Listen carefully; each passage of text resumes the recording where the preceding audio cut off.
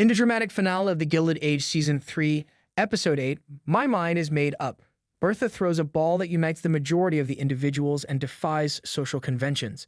Marian and Larry are at odds after the cliffhanger conclusion of Episode 7. Peggy's relationship with William Kirkland appears to be doomed, and George is bleeding out. Because there is so much going on, the climax must cover a lot of ground in order to wrap up the stories of Season 3 and provide new possibilities for Season 4. In addition to providing all the drama viewers have been anticipating, The Gilded Age's Season 3 finale mercifully puts an end to the series' run of potentially fatal cliffhangers.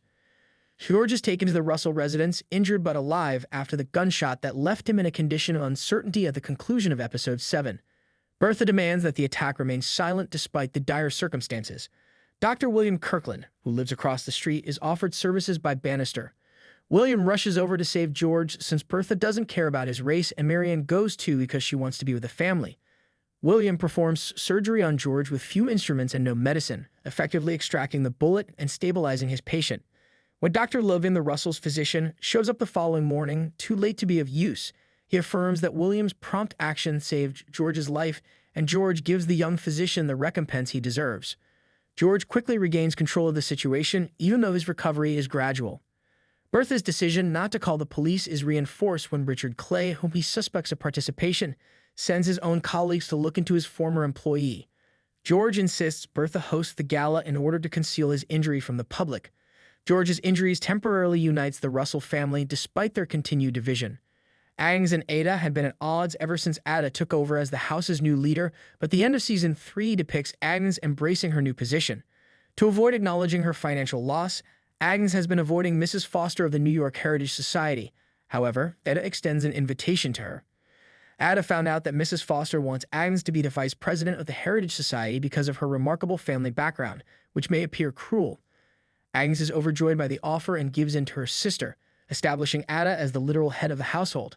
It's a nice moment between the sisters, but it's a flimsy compromise because it only happens when Agnes has another place to be in charge.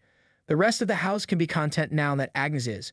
A few episodes ago, Jack's main plot came to an end when he quit his job as a footman to begin a new life. However, in a moment that suggests Bridget is still interested in him, he goes back to see his former coworkers in the finale. This is verified when she calls his home, where Jack admits that he feels safer with her there and treats her more like a guest than a servant. Fans now have another relationship to cheer for, and the touching moment between them suggests what Jack's next adventure may be now that he has succeeded as an inventor. From concealing their romance to getting engaged to splitting up, Marian and Larry have had quite the ride in Season 3, and the conclusion introduces a fresh twist. Marian acknowledges her error after learning the truth from Jack, but Larry feels she ought to have trusted him. The argument has some positive outcomes because Ada persuades Agnes to accept the couple's concept. Additionally, both once antagonistic ladies push Marian to mend the relationship's familial barriers after George's terrifying near-death experience persuades Bertha of Marian's deservingness.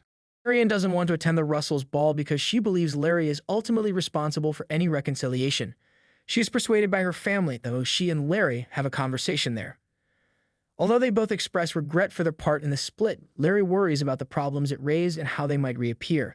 Larry and Marian take a step toward reconciliation, giving the pair hope and laying the groundwork for more drama in the future, even though they decide not to renew their engagement.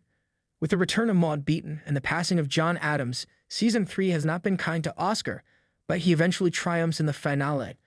An idea is born after meeting the recently bereaved Mrs. Winterton. Oscar gets Mrs. Winterton an unexpected invitation to Bertha's event by using Marian's reluctance to go as leverage. There, Oscar tells Mrs. Winterton all of his intentions and suggests a win-win union that would allow him to inherit her new wealth and keep her in the spotlight.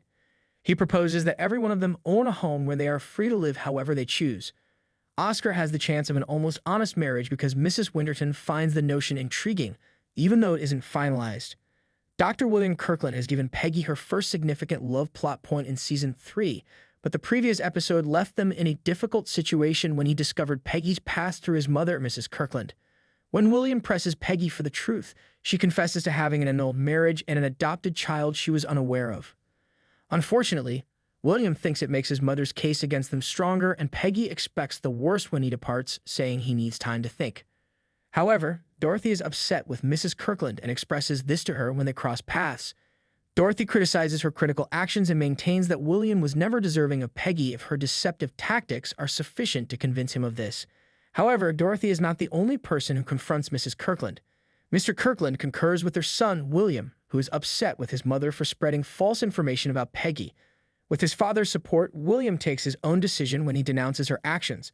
Peggy's whirlwind affair may have a happy ending when William asks Arthur for her hand in marriage at the gala for his father's church. However, the episode closes before she responds. Bertha is at the top of society despite all the issues in her family, particularly when she throws the Newport season-ending ball. Hector and Gladys even make a comeback for the occasion. The forced marriage has worked out well for the unusual couple, and Hector surprises Gladys by hiring A.L. Hyde. Gladys' pregnancy is revealed at the end of Season 3, which could pave the way for better things for the marriage. Bertha takes a chance by attempting to influence society and how divorced women are treated, which draws more attention to her party. Despite Mrs. Astor's warning that it will destroy their society, she intends to welcome divorced women. For Charlotte Astor and Aurora Fane, this is an exciting but potentially terrifying opportunity.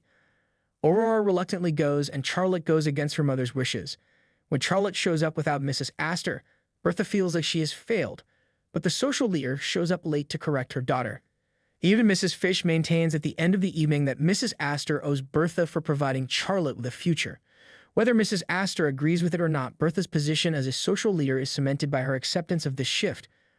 Bertha's personal life is a complete mess despite her social success. George goes to the ball where Bertha swoons over him, but the next day he quickly leaves, stating that he is still upset with Bertha and that they are no longer together. The Russells are in a difficult situation since, despite Gladys' happiness, he isn't ready to forgive what happened and isn't sure what he wants. Although there isn't a happy ending for everyone in the Gilded Age, the season's finale brings the most recent plot lines to a close and heightens interest in the upcoming episode.